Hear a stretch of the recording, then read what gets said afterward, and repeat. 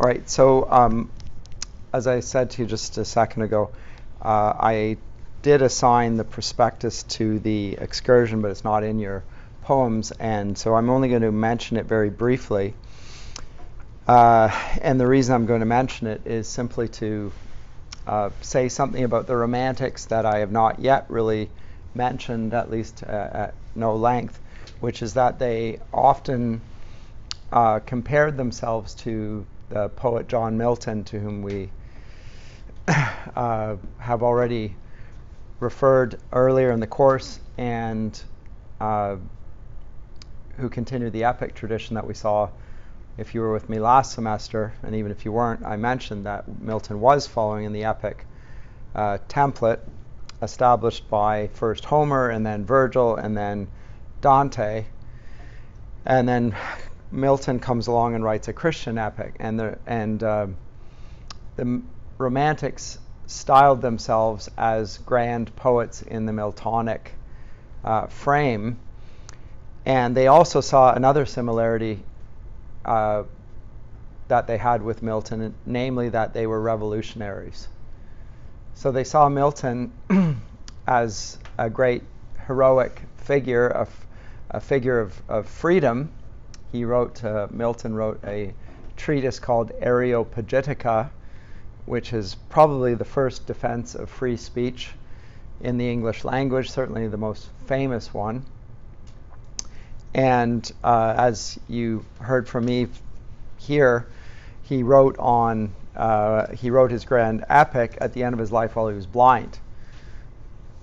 At the end of his life, after his Republican government had fallen, and there was a restoration of the monarchy, which Milton regarded as tyrannical for religious reasons, among others, but also because of the loss of freedom that would come with that, the freedom of conscience and so forth.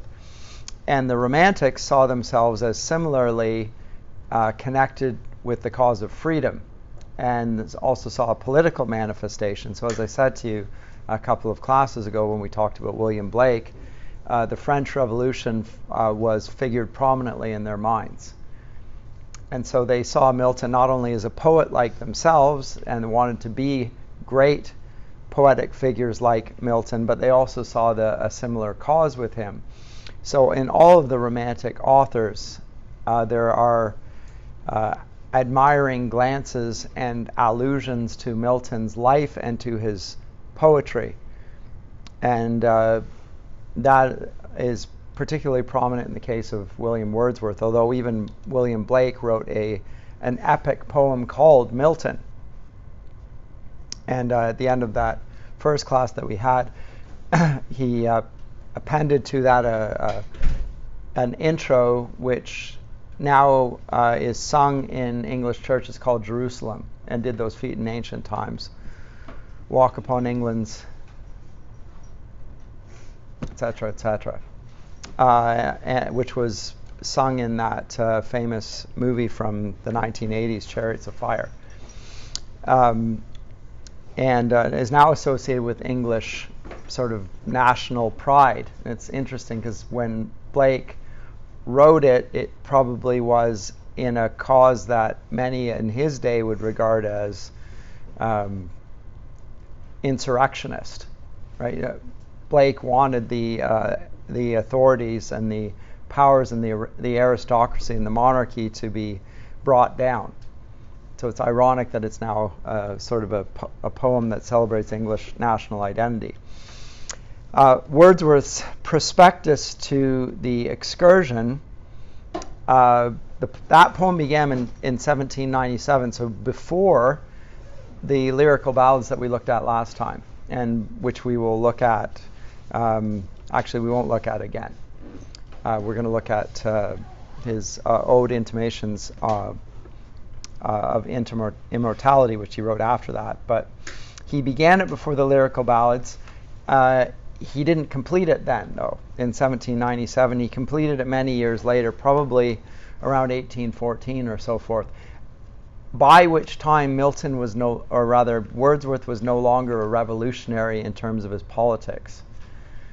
because what had happened between 1789 and 1814 was the French Republic had descended into tyranny. So those that executed Louis XIV and took his place, Robespierre and his revolutionaries seized power, and then bloodletting started, and the revolutionaries started eating their own, more so to speak, and so the reign of terror began. I don't know if you've done this in your history classes, but around 1795, the reign of terror. And so those who came with the motto of the French Revolution, liberty, equality, fraternity, ended up very soon being as tyrannous, if not more tyrannous, than their predecessors, and there was no liberty. And there certainly was no fraternity. And so France descended into a state of anarchy, and to deal with that anarchy, a strong man rose up, and that strong man's name was Napoleon Bonaparte.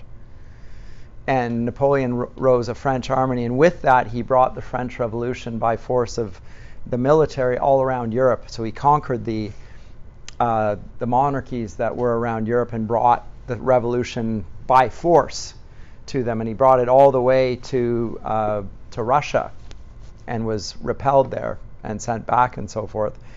And at that point, England then went to war against France, because now the English crown was at risk, and the English country was at risk, and now it was no longer believed that France represented liberty. It represented tyranny under a foreign army and so forth. So there was an English pushback, and it ended with when Mr.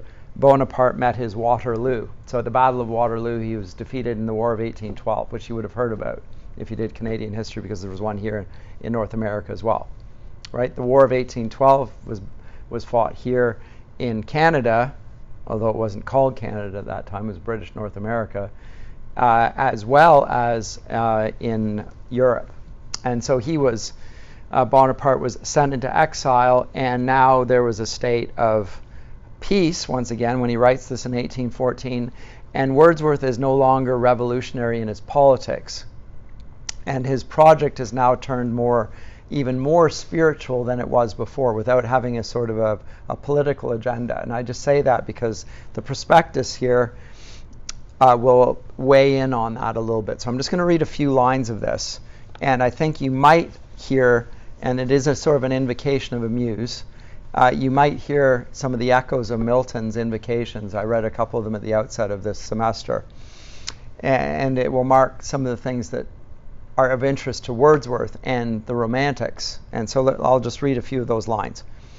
On man, on nature, and on human life, musing in solitude, I oft perceive fair trains of imagery before me rise, accompanied by feelings of delight pure, or with no unpleasing sadness mixed. And I am conscious of affecting thoughts and dear remembrances whose presence soothes or elevates the mind, intent to weigh the good and evil of our mortal state.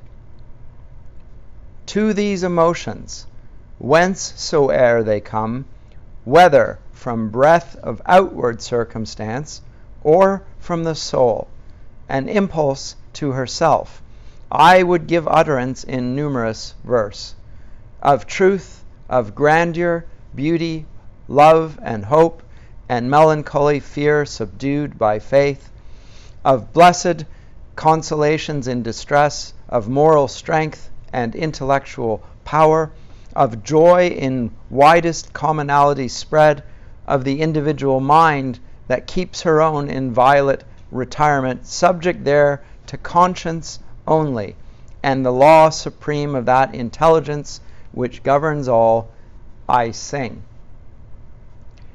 Fit audience let me find, though few. And he puts that in brackets, that last little bit. Fit audience let me find, though few. Direct quotation from Paradise Lost, Book 9, The Invocation. And then let me just carry on. And this is again from the seventh book of Paradise Lost. So prayed, more gaining than he asked, the bard, in holiest mood. Urania, I shall need thy guidance, or a greater muse if such descend to earth or dwell in highest heaven, for I must tread on shadowy ground. Remember Milton's sword high above the Aeonian mount. Wordsworth, on the other hand, is going to tread on shadowy ground, must sink deep and aloft ascending, breathe in worlds to which the heaven of heavens is but a veil. All strength, all terror, single or in bands that ever was put forth in personal form. Jehovah with his thunder, and the choir of shouting angels and the imperial thrones, I pass them unalarmed. Not chaos, not the darkest pit of lowest Erebus in the underworld, nor aught of blinder vacancy, scooped out by help of dreams, can breed such fear and awe as fall upon us when we look into our minds, into the mind of man, my haunt and the main region of my song.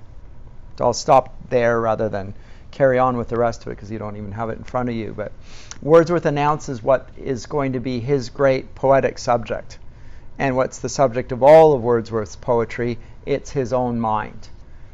So Milton had as his grand theme Paradise Lost, of man's disobedience and the fruit of that forbidden tree which brought death into our world, and all our woe with loss of Eden, till one greater man restores, sing heavenly muse. That's how Milton announces his epic theme. It's the loss of that was brought about by Adam's original sin, and the restoration of paradise by his greater son, Jesus Christ, right? The Messiah. That's Milton's epic subject matter. Wordsworth is conspicuously referencing Milton's epic. So he refers to his Invocation in Book 9 and in Book 7 of Paradise Lost, and he appeals to Urania, the heavens.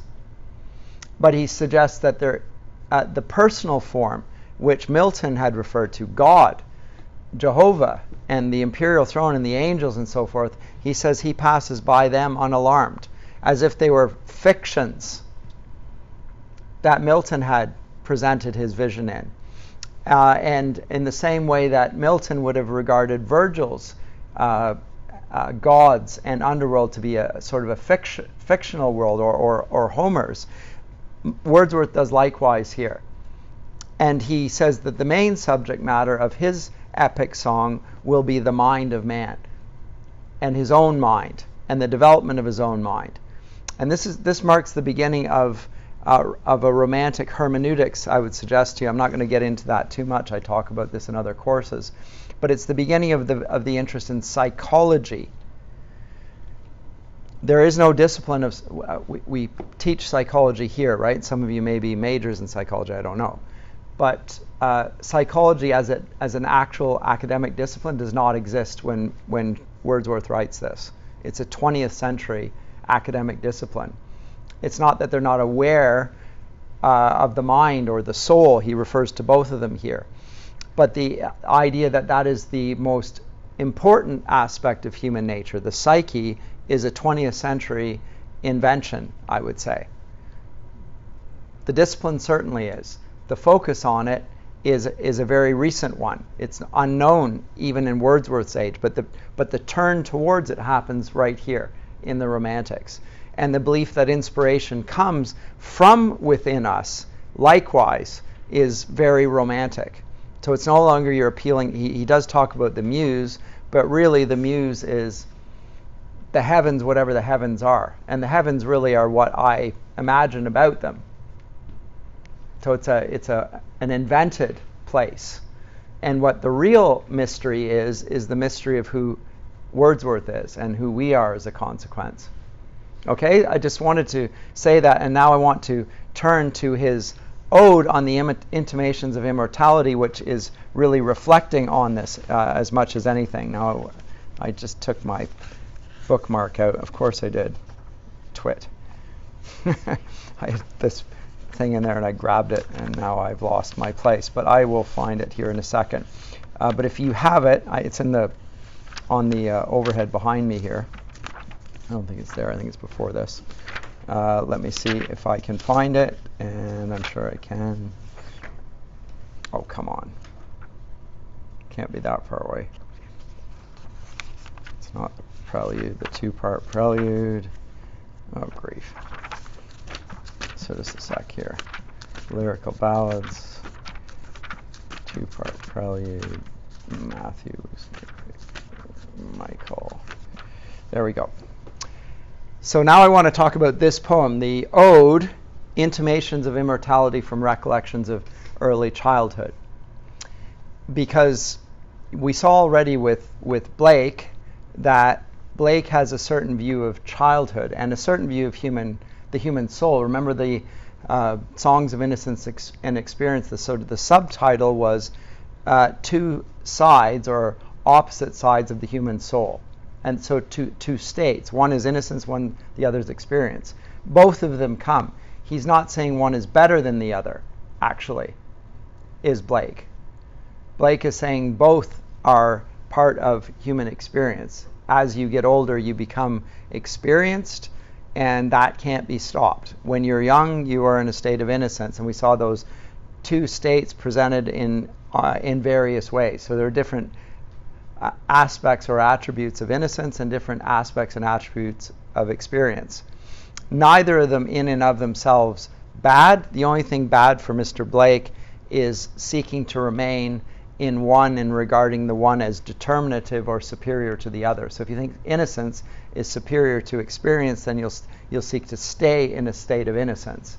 And if you do that, then you will regard it as a fixed state, and you won't want to change, and you won't want to imagine anything different, and that will undermine what Blake's view is of what is most important about human nature, namely that we can imagine. And the great power of the poet is this power of imagination. Now that's Blake, that's not Wordsworth. Wordsworth has a different view, and we saw it last time with Tintern Abbey. Remember, he spoke of the time in thoughtless youth when he was in Tintern Abbey and used to run around as if he were flying away from nature, as if it were something that he was terrified of. Right? But he was thoughtless. He didn't think anything about it. He just went around like small children do, running around and taking great delight in all things, and often not really appreciating it or reflecting on it much. That's, I think, common childhood experience as well. There's just a great delight and everything's new. Right? And he really reflects on that in this ode. But for Wordsworth, there is a superiority. And the superiority is in the state of innocence. So he's different than Blake on this. Wordsworth does regard the state of innocence as superior. And so what Wordsworth does that Blake never does quite so clearly is Wordsworth starts to create a sort of a natural equivalent of the Christian notion of a state of innocence, a fall, a point of redemption, and then a restoration.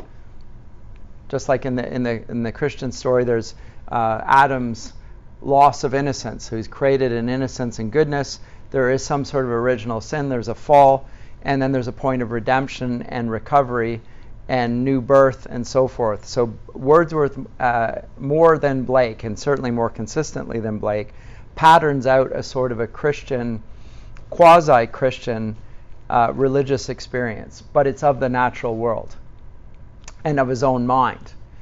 And he gives the redemptive power not to Christ, but to the imagination. And all of these things are faculties within himself. Okay, I think I need to say that, and you'll find it helpful when we come to read the poem, as I'm going to here in a minute. But let me say a few words about that, because he actually, when recalling about this from one of his letters, I'll read what he says about the context for the poem. He said it was composed during his residence at Town End, Grasmere. Grasmere is in the Lake District in northwest England and Cumbria. And he says 2 years at least passed between the writing of the first 4 stanzas and the remaining part. Now that's helpful, because you'll notice that there's quite a significant change that happens. So the first 4 sort of stand on their own, and he left them alone for a few years. And then he came back to the poem and dealt with it. But we'll see that when we come to it. And he said, he also speaks to, by the way, the critique of the poem. And the critique of the poem is that he seems to be referring to a state of the soul which is heretical. Let me just put this on the board here. I'll read this here.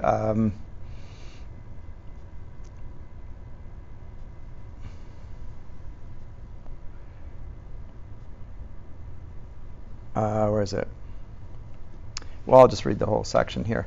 He says, I used to brood over the stories of Enoch, who walked with God and was no more, right? In Genesis. And also Elijah, who was taken up with chariots of fire. And almost to persuade myself that whatever might become of others, I should be translated into something of the same way to heaven. He wouldn't die. He would just be taken up. That's what he would do as a child. With a feeling congenial to this, I was often unable to think of external things as having external existence, and communed with all that I saw as something not apart from, but inherent in my own immaterial nature. So he didn't really even see himself as a physical embodied being. He was such an imaginative young boy. So he lived in his own dream world, as it were. And he says, many times while going to school have I grasped at a wall or a tree to recall myself from this abyss of idealism to the reality. At that time I was afraid of such processes. In later periods of life I have deplored, as we all have reason to do, a subjugation of an opposite character. And what's the subjugation of the opposite character? That there is no such ideal world, that there is only the material world. So he's talking about the movement from what Blake called innocence to that of experience, which is the loss of that sense of a better world, an ideal world, which adults seem to share often. So they become very cynical, is what he's describing here. And he says, and I have rejoiced over the remembrances as expressed in the lines, and he's going to quote them below here, the obstinate questionings of sense and outward things, fallings from us, vanishings, etc. And to that dreamlike vividness and splendor which invest objects of sight in childhood.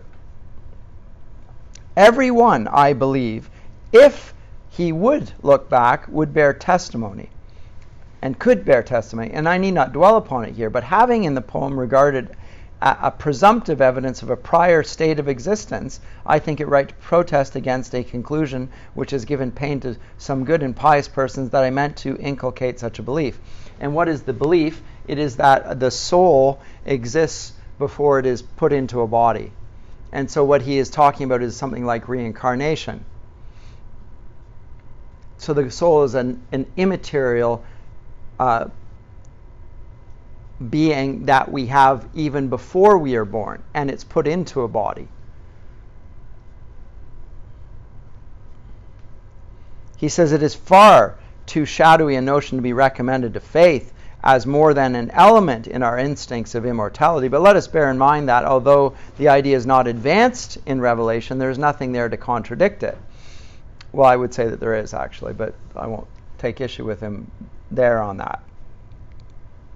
God breathes into Adam the spirit and gives him life at that point, and then he becomes a living soul and so forth. And he says, and the fall of man presents an analogy in its favor. Well, now he's in a Gnostic account. So the body is an instance of the fall. The spirit is good, the body is evil. And the fall of man is related to incarnation then. This is totally heretical. You may not be aware of it, but it leans in that direction. But he says, accordingly, a pre-existent state has entered into the popular creeds of many nations. And among all persons acquainted with classic literature is known as an ingredient in Platonic philosophy. Indeed, it is. But Plato is incompatible with Christianity on this point. Right? Because Jesus himself was incarnate. He took on a human body. Right? It was a real physical human body, and he died bodily and he was raised bodily. and when he was raised bodily, he still ate with the disciples, and he ascended bodily. So the bodily nature of Jesus Christ and of all human beings, and the fact that our nature is not merely a soul but an embodied soul, is core Christian doctrine. You cannot deny it. But he is effectively saying that it's not an important doctrine. Well, he's just wrong about this. At any rate, but he questions that. So he's proposing it more as a thought experiment, if you will. So I won't beat him up anymore on this front. But I do think that it is certainly leaning towards Gnosticism. And it does the idea of the soul as there's a pre-incarnate existence. And what he is describing here is what Plato, the remembrance of our pre-existent state, is what Plato calls anamnesis,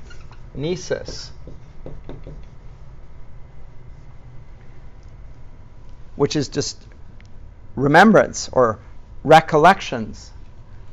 So Plato explains learning as learning things or revealing things that we already know.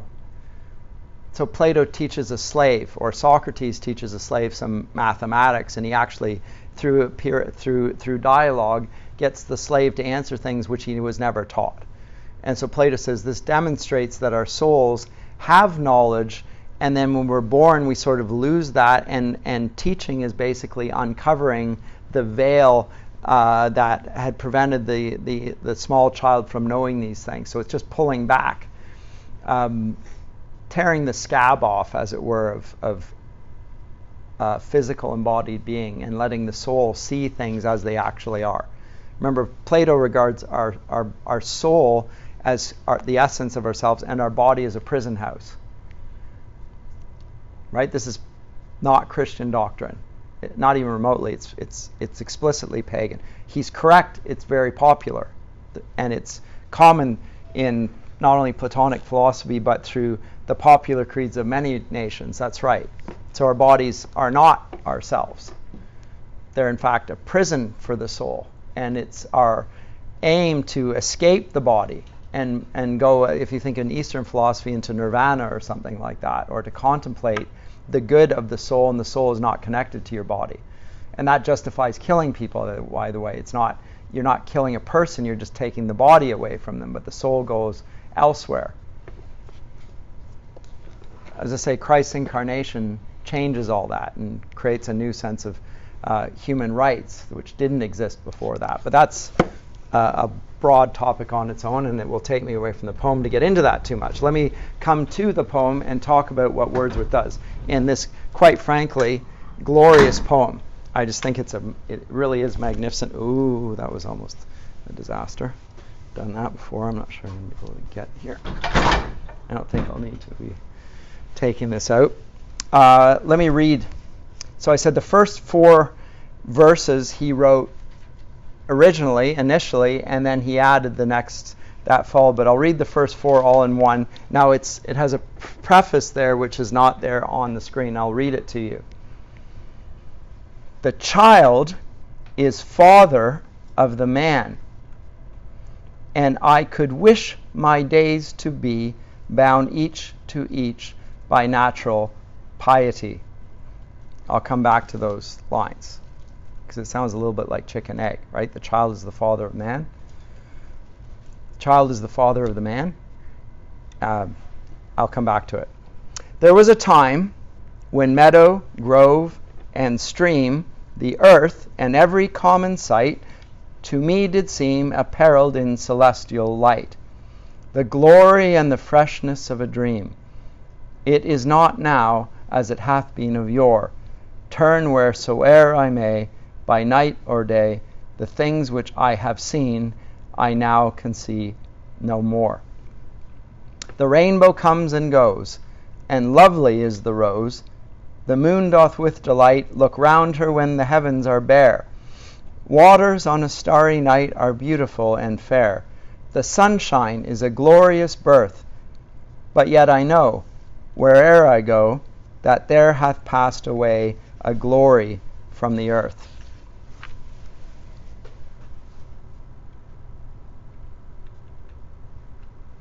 Now, while the birds thus sing a joyous song, and while the young lambs bound as to the tabor's sound, to me alone there came a thought of grief. A timely utterance gave that thought relief, and I again am strong. The cataracts blow their trumpets from the steep. No more shall grief of mine the season wrong. I hear the echoes through the mountains throng. The winds come to me from the fields of sleep, and all the earth is gay. Land and sea give themselves up to jollity, and with the heart of May doth every beast keep holiday. Thou child of joy, shout round me, let me hear thy shouts, thou happy shepherd boy.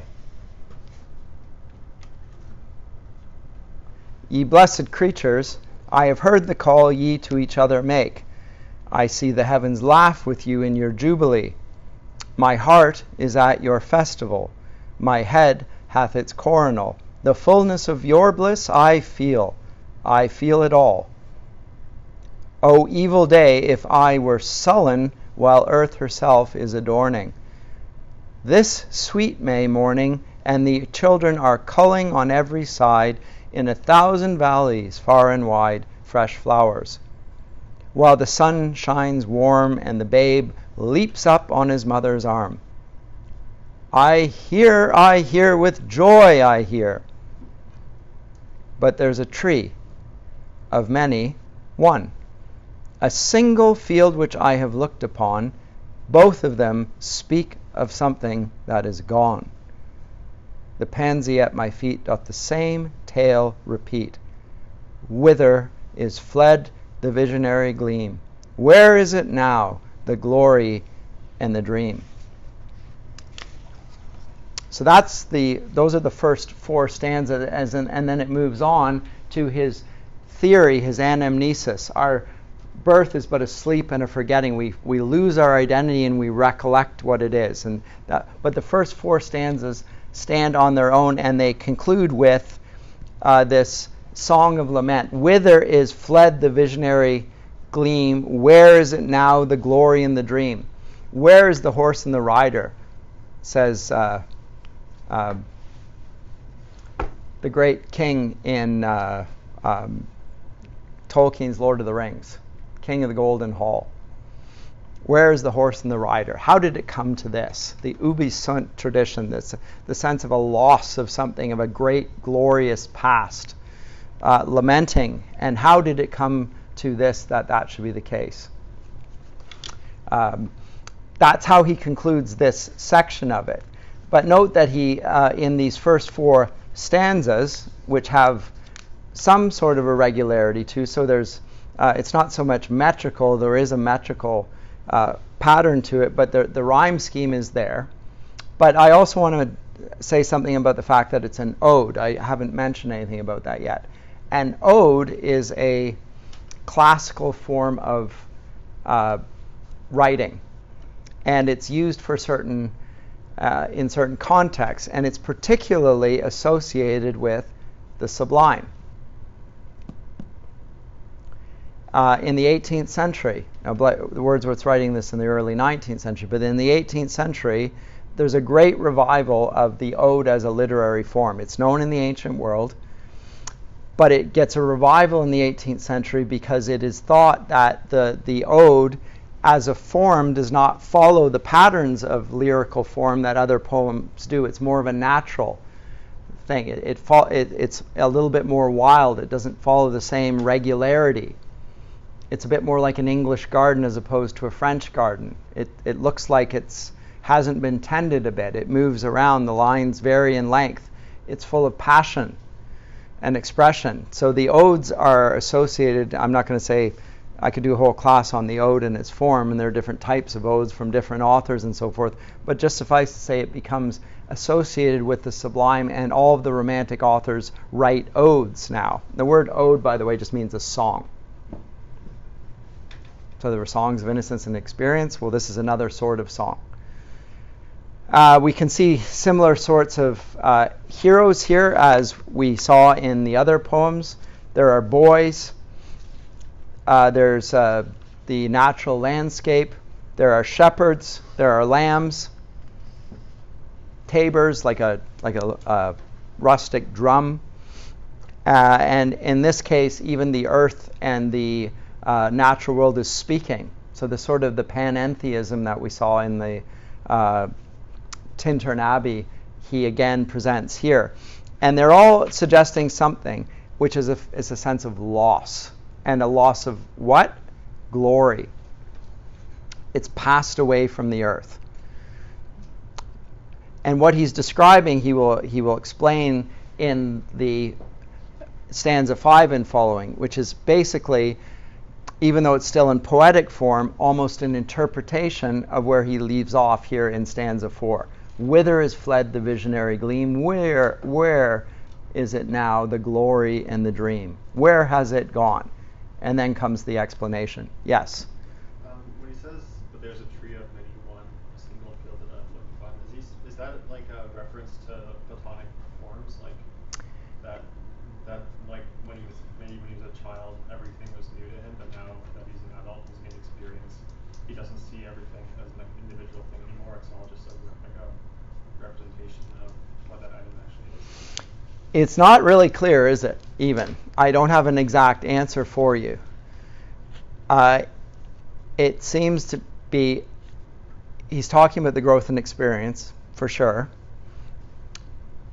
And he's talking about a loss of something, that's also clear. And it seems associated with a particular thing, a particular experience, which marks that loss. And he connects it to a tree. Now, an attentive Christian reader might want to say, oh, he's talking about the cross, the tree, right? The old rugged cross, the tree on which, because it's often referred to as a tree in Christian iconography, right? There are two trees in the Garden of Eden. There's the tree of the knowledge of good and evil and the tree of life, okay? But the tree of life is the tree of life that was in the garden that was not, that Adam and Eve were kicked out so they couldn't partake of it. Is that what Christ offers in the tree of death upon which he was crucified? Is that tree of death actually the tree of life? Later writers will suggest that. Is Wordsworth thinking that by speaking of that? It's not explicit if it is the case. I think he's probably just speaking of a tree in isolation and solitude in the same way he spoke of in Tintern Abbey. Right? You talked about the hermit in the houseless woods, being alone and so forth. So the sense of being alienated from the world. At first the child is a part of the world and identifies with everything. Doesn't see himself as separate from those things even. He imagines, he talked about that in the intro that I read to you. He lives in this imaginary world and he's losing that. And now he just sees a tree and it doesn't fit. And it speaks to him almost. The tree that's in a single field and the pansy says the exact same thing. And what do they say to him? Where's that world that I used to inhabit? That imaginary world, it's gone. Where did it go? Whither? Where did it go to? When I first read this as an undergrad, it resonated with me because I remembered being a child and spending my days down by the creek, which was near my house, and sometimes being a whole day without seeing anybody there. It was me, it was the creek, it was the trees, it was the fish, there was whatever. The frogs, the crayfish under the rocks. I knew where they lived, could go find snakes, could find animals, and just having this terrific sense of not being aware of anything else. And then when you get to a certain age, you stop doing that. Other things come in its place. Other children, games, social life, and you move away from that. So he's describing something, and Blake is describing likewise, the loss of innocence that the child actually doesn't so much lose as walks away from. It's not that we talk about the loss of innocence if somebody takes it from you. That's possible. But we regard that as a terrible violation when somebody's innocence is taken from them. He's not talking about that. He's talking about an innocence that he effectively himself walks away from. The same thing he talked about in Tintern Abbey. So it's a loss that he himself causes simply by growing older and losing interest in those things. And then the question is, but where did it go? And now comes his theory for it, and it's the Platonic one that I suggested earlier. So let me put those lines here, which will give his quasi-explanation for this. Our birth is but a sleep. Oh, let me go back one more thing. The child is the father of the man. And I could wish my days to be bound each to each by natural piety. I need to say something about this. He's quoting his own poem, first of all. This is these three lines which weren't on the internet there, but are appended to his poem normally. He's talking about the way in which he views childhood, and he views childhood as having, and children in general, as having a wisdom about them and a knowledge that the adults lack. The adults have lost something that the child possesses. Not just the innocence, but a greater wisdom, a sense of the connectedness of all things. Remember in We Are Seven, the little child said, but we are seven, even though two of her siblings are buried. Two of them aren't there, two of them are overseas, two of them are buried, but she insists that they're seven. The sense of a unity and the sense of life and purpose in all things. The child senses that. The adult starts to analyze it and say, no, that's not true, that's no longer the case. And once the adult does that, he loses something that the child possesses. And Wordsworth so values what the child has there, that sense of a unity of all things, that he says the child is the father of the man. Now, he's not talking about in terms of biology. He's talking about it in terms of teaching.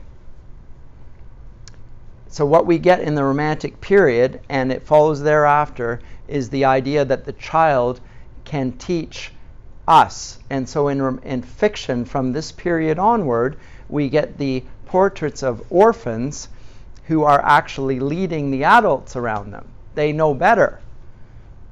They're the heroes of the fiction, whether it's Anne of Green Gables, or whether it's Dickens' heroes, or whether it's actually a superhero from the fiction of the 20th century. Those are the regular appeals to little orphan children, or equivalents of that, and they are nonetheless amazing the adults.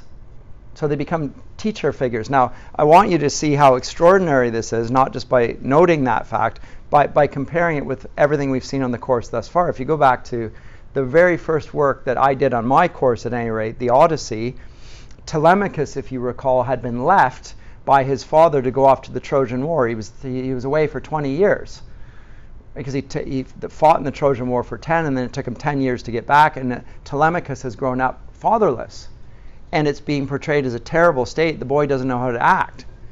His house and home have been invaded by the suitors who are trying to marry his mother, and if they do, he will be dispossessed. It's a pitiable state. The Bible speaks of the state of the orphan as and the widow as one that deserves our pity, and we should have a special care for that, for the widows and the orphans.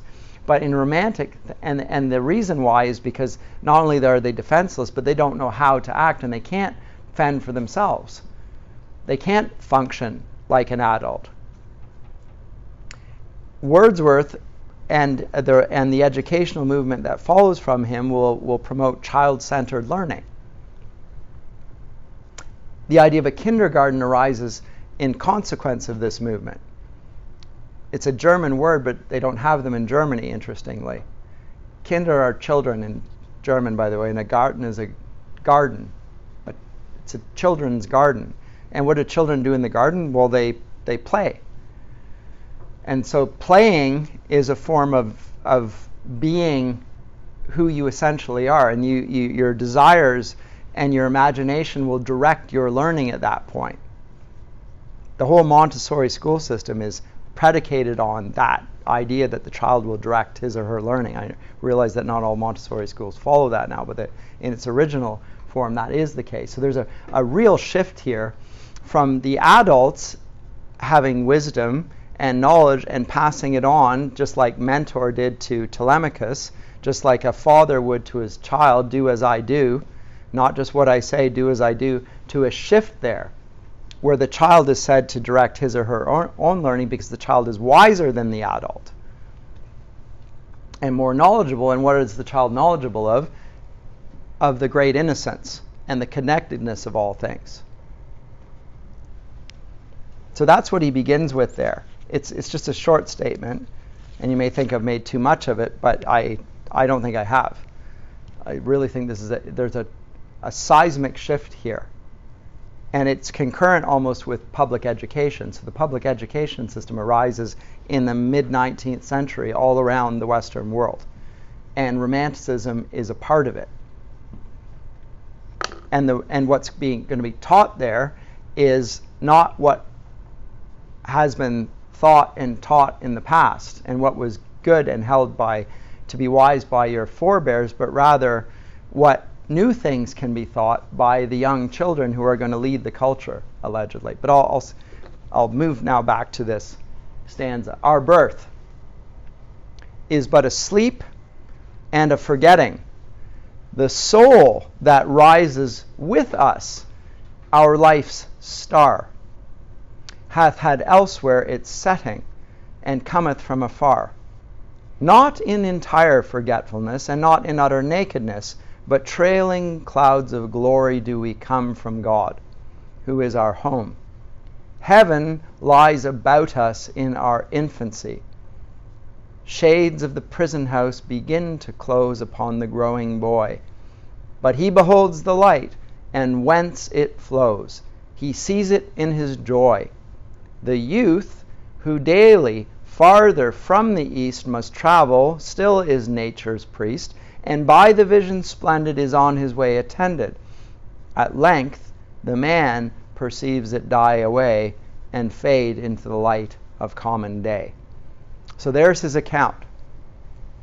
Our birth is but a sleep and a forgetting. What's it forgetting? It's forgetting from whence we came, God, who is our home. And the soul that rises with us is our life star. Now, stars in medieval understanding, as they're used by Dante, furthermore, it's the last word in each one of the Dante's canticles. So Inferno, Purgatorio, Paradiso, last word is stelle, star. A star represents an angel. It's a leading light. It influences, it guides our whole life. Here, what guides our life is not an external thing, like a star or an angel. It's rather our soul. The star is not up in the heavens. The star is within us. And that's what guides us. And it had elsewhere its setting, and cometh from afar. And when it does so, it hasn't totally forgotten. It comes trailing clouds of glory from what Wordsworth calls God, who's our home. So he's taking Plato's doctrine and he's to some degree Christianizing it by giving God language, which Plato would not have done. But otherwise, he's just giving us Plato, more or less. And note what happens then when we are infant. Heaven lies about us. So the heaven to which Dante is on a journey towards, and which Milton speaks of as the place from which God looks down upon the earth and what's happening beneath it and so forth, standing outside space, time, and so forth, Milton presents as being the very place of childhood. So childhood is like a heaven. What will then be the fall from heaven? Well, he describes it. It's just growing up. And he describes it as a prison house which begins to close. It gets darker as you get older. So when you were a youth, the youth is portrayed as walking further from the east. So east of Eden, he's walking away from this paradise. Just as Adam and Eve leave paradise hand in hand, but they're expelled by God because of sin, here it's just a natural process. They grow older, they walk away from the thing from which they came. And they lose the sense of glory that he spoke of at the last. Where is it now, the glory in the dream? It's been left behind by the child. And then at length, the man perceives it die away and fade into the light of common day. So there are two forms of light. There's the light of the glory, which is a place that you can't see, and then there's a light that you can see, and that light pollution of this physical world drowns out or blots out the light of the glory, which you can only imagine and as a child you experience. So that's his description for what a quasi-fall. It's just thinking that this world is the only world that there is. That's the fall. And thinking that way is a form of fallenness. Now, where does he go from there? Does that make sense at least? Okay. Earth, stanza 6. Earth fills her lap with pleasures of her own. Yearnings she hath in her own natural kind, and even with something of a mother's mind, and no unworthy aim, the homely nurse doth all she can to make her foster child, her inmate, man, forget the glories he hath known, and that imperial palace whence he came. So this is another filling in the gap here. What does the earth do here? Well, she to some degree looks after him. So the reference to a sort of a mother nature here, which is not an ancient concept at all. This is a modern idea, the idea of mother nature. Mother nature suggests that the material world looks after us. No pagan author would ever write that. Ever. Gaia, nature was presented as a goddess, but not as a mother. Mother nature doesn't look after us. In Christian thought, the natural world, the created order, arises alongside mankind. So it's not our mother, it's another created entity, just like us. But it's not a mother. But the idea of mother nature is strong here. And of course, it suggests that this is to what we owe allegiance, the material world. Now, Wordsworth isn't agreeing with this, by the way. The mother is the substitute for the glory. But the mother gives us something of these, and then he describes her in further terms as a homely nurse. Now, the homely nurse, I should say something about that. Homely in Canadian English suggests unattractive. If I say she's homely, it doesn't tend to be seen as a flattering term. Wordsworth uses it in probably a more literal sense, in the way the English still use this word, as befits the home. Right? Earth is our home. It's the place where we feel comfortable, where we're looked after. And she's a nurse in the sense that she rears him, like on her breast. She's nursing the man, and so she's something like that. But then, of course, she described it, and Wordsworth clarifies the maternal relationship here. It's actually her foster child. And even more, her inmate man. And these are all stages. So when the child is very young, it's mother nature. As he gets a little older, he realizes, actually, it's not my mother, it's my foster mother. As he gets a little older, this is my jailer. So he's tracing out the relations that he described in stanza 4, right? So just one after the other consecutively. And she says that the earth then tries to make him forget the glories he hath known and that imperial palace whence he came. So there's almost a conspiracy, a natural conspiracy, a material world conspiracy against the spiritual nature of humanity. He'll come at it again and say the same thing a third time in the next stanza, stanza 7. Behold, the child among his newborn blisses, a 6 years darling of a pygmy size. See, where mid-work of his own hand he lies, fretted by sallies of his mother's kisses, with light upon him from his father's eyes. See, at his feet some little plan or chart, some fragment from his dream of human life, shaped by himself with newly learned art, a wedding, or a festival, a mourning, or a funeral. And this hath now his heart, and unto this he frames his song. Then will he fit his tongue to dialogues of business, love, or strife.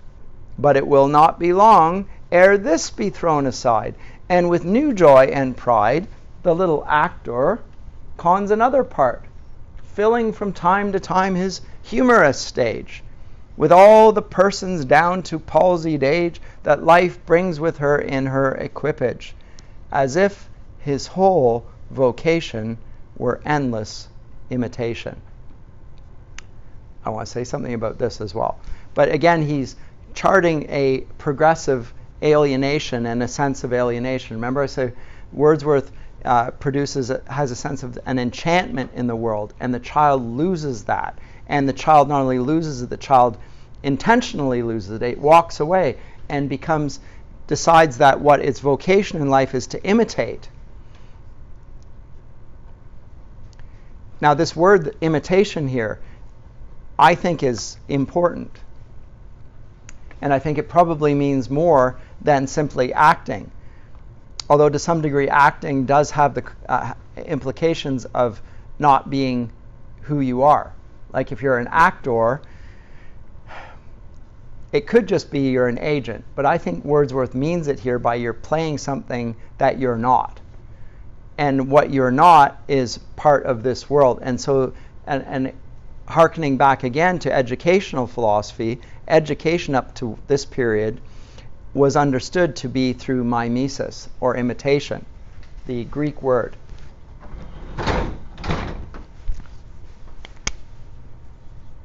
Mimesis, or imitation.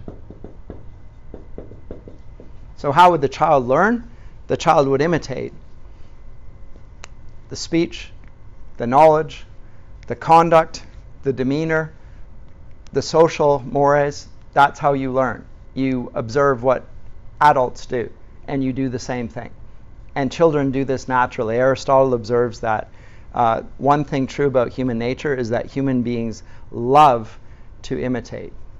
It's not that they need to be taught to do this. They naturally gravitate towards imitation. They like to, and therefore they like drama. That's his explanation for it. It's an inborn thing. Of all the creatures of the earth, human beings love to imitate. So they imitate voices, and we find it funny. You can take on somebody's accents or demeanor or manner, and we call that acting again. But he says this is natural for people. We gravitate towards it. So in other words, the child looks to the adult and imitates those things. And a whole theory of education arises out of that.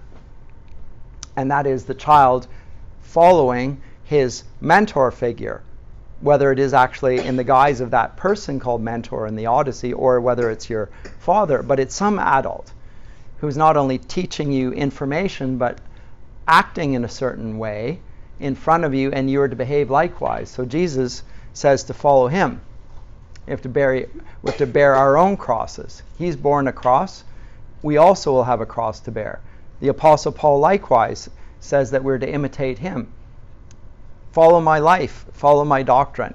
Not just the doctrine, but my way of looking at things and acting and so forth. That's my example. And that's the life of imitation. For Wordsworth, this whole pattern of imitation is being inauthentic. It's not being true to ourselves. To be true to ourselves is to remember where we came from and not to act like the world acts. Now, this sounds almost Christian, right? Don't be of this world. So there's, again, the analogy between the way Wordsworth's speaking and the way Christians often talk, it sounds very similar.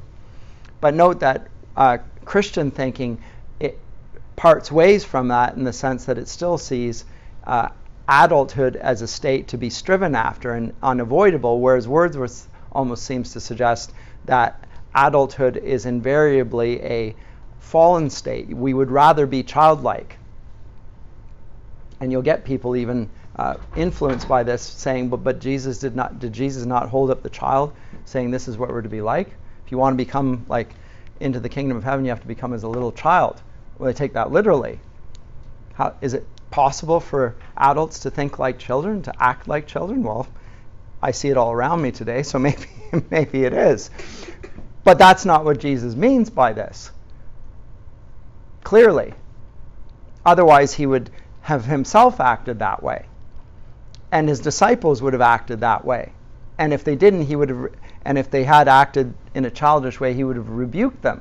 And Paul would have not encouraged them to become mature in Christ, right? So maturity is the state that they are to desire to attain, not something they should flee. But Wordsworth is suggesting that the child is the father of the man.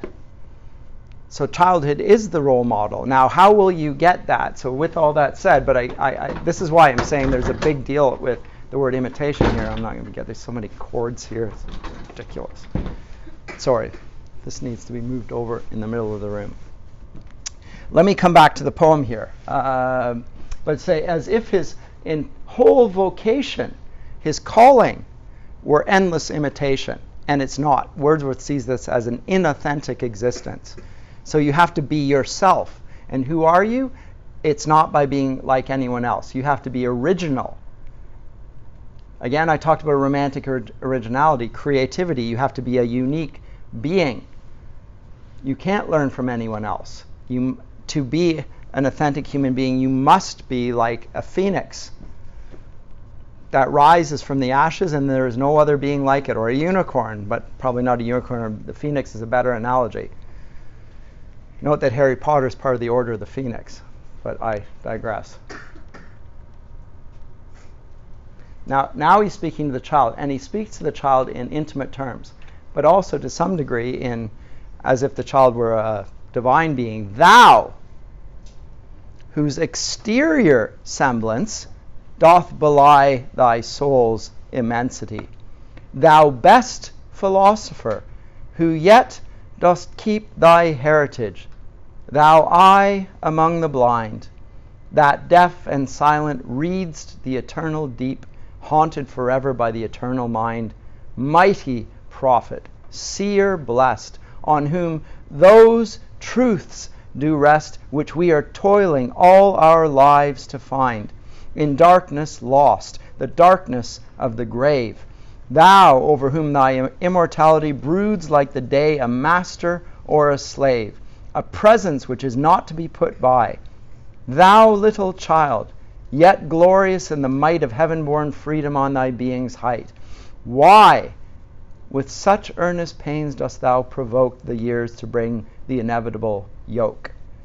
Thus blindly with thy blessedness at strife, full soon thy soul shall have her earthly freight, and custom lie upon thee with a weight, heavy as frost and deep almost as life.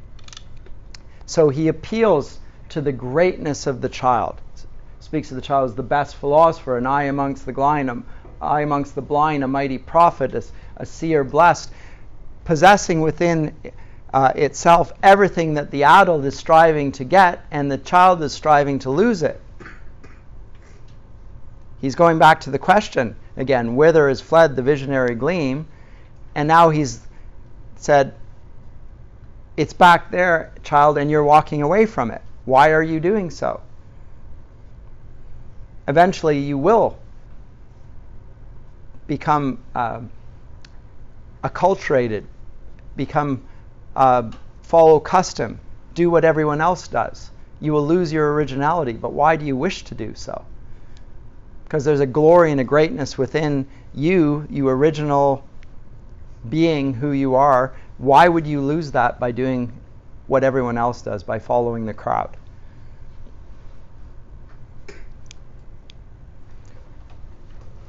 And he talks about that movement away from that in terms that really are very much akin to the state of human bondage that the Bible describes as slavery. So the yoke that you're going to bear, and the earthly freight that will fall on you, heavy as frost, deep as light. It will be a form of death.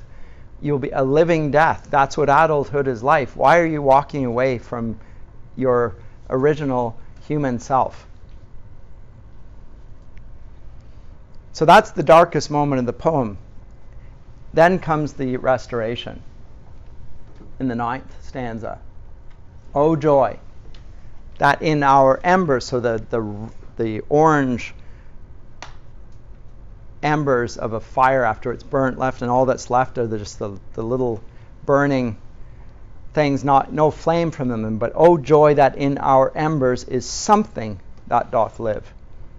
That nature yet remembers what was so fugitive. So again, the power of memory. Remember in Tintern Abbey, he talked about this, the 5 years that have passed, and yet there's a memory of that, and that memory allows for an imagination, and the imagination is the means of recovering what was lost. So, oh joy, there's something that lived, that nature yet remembers that was so fugitive. The thought of our past years in me doth breed perpetual benediction. Not indeed for that which is most worthy to be blessed. Delight and liberty, the simple creed of childhood, whether busy or at rest, with new-fledged hope still fluttering in his breast. Not for these I raise the song of thanks and praise, but for those obstinate questionings of sense and outward things, fallings from us, vanishings, blank misgivings of a creature moving about in worlds not realized, high instincts before which our mortal nature did tremble like a guilty thing surprised. Sorry, I lost my place here. But for those first affections, those shadowy recollections, which, be they what they may, are yet the fountain light of all our day, are yet a master light of all our seeing, uphold us, cherish, and have power to make our noisy years seem moments in the being of the eternal silence. Remember the reference to silence in Tintern Abbey? So our noisy years in the cities and so forth, but all of those noise, which is just blocking, it's like noise blocking out the silence, light blocking out the glory, all those things are the eternal silence, truths that wake to perish never, which neither listlessness, nor mad endeavor, nor man, nor boy, nor all that is at enmity with joy can utterly abolish or destroy. Hence, in a season of calm weather, though inland far we be, our souls have sight of that immortal sea which brought us hither, can in a moment travel thither, and see the children sport upon the shore, and hear the mighty waters rolling evermore.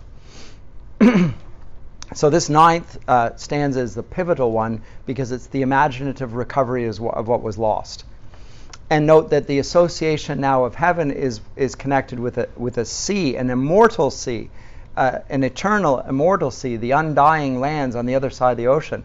This becomes very strong in 19th century hymnody, by the way. The idea of the sea as a positive image. In biblical imagery, the sea is a negative thing. It's a symbol of sin and death. In the book of Revelation, when God creates the new heavens and the new earth, there is no more sea. The seas are gone. Now, it's not because God doesn't like water or didn't create the seas. It's because the sea has a sort of a symbolic significance associated with sin. So he gets rid of the sea, which only has negative and evil connotations by that point. But for Wordsworth, the sea is a symbol of heaven. We've come across the sea and come to this place on earth. And it's I think Tolkien to some degree picks it up at the end of The Lord of the Rings when Frodo and Gandalf and company go to the Grey Havens and they're going to sail across the sea and go back from whence they came and so forth. But that is the thing that he is joyful about, is the memory, just the distant burning memory. It's there, it's not in full flame, but it's not fully lost. And then we can imaginatively recover what was lost, and the recovery of it is superior to the original possession. So there's a second innocence, a higher innocence, a paradise regained. Right? So going back to Wordsworth's theme, when he talks about Adam having been thrown out of a physical earthly paradise and yet having within him a paradise happier far. Wordsworth is saying the same sort of thing now, but he, instead of that paradise within thee, which knows that your Redeemer liveth, and that he will die for you, a propitiatory death on the cross, and will rise to life, and you will be with him, and his obedience will be credited to you, all that. Wordsworth now suggests that this happens without Christ, without atonement. It's simply through an act of the imagination. And the imagination is then the vehicle for recovering the innocence that is lost through experience. So the imagination takes on a redemptive power in Wordsworth, a Christ-like power. And the imagination thereafter, from this period onward, is central to all education in liberal theology and elsewhere. All important, the imagination. So as I say, Wordsworth is not an insignificant figure. He is a titanic figure in many ways, not just because he's a great poet, which I think he is, but because he marks a shift in thinking and a move away from Christian expression of what really are Christian ideas. Later writers call it a spilt religion. It did provide a pushback against the materialism of the Enlightenment. But did it restore Christian piety? Or did it restore a sort of a natural piety which no pagan ever expressed? And that's my contention, the latter. There's a piety, a connection with nature, which seems to contradict the natural world as it is. It's an imaginary world. It's an imaginary form of thinking. I'll skip the final two stanzas there, but he talks in stanza 10. I'll just come to the end of that 10. And he says that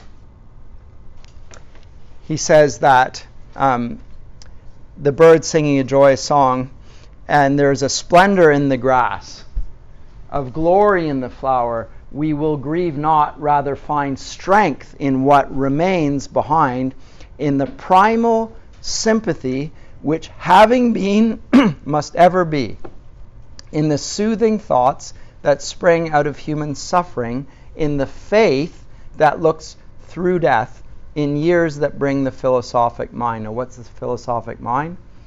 It's an awareness of the inevitability of loss, but it's an awareness of the essential sanctity of the human heart. So Wordsworth implicitly denies original sin.